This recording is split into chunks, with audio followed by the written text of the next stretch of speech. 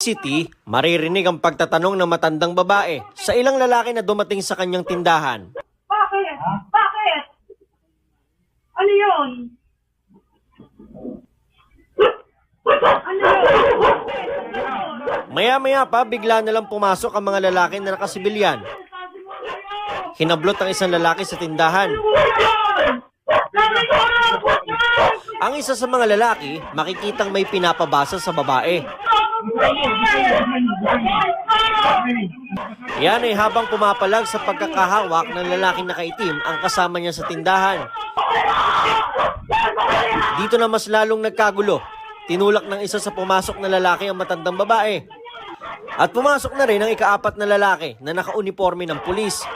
Ang nasa viral video, pamilya ni Ren, hindi niya tunay na pangalan.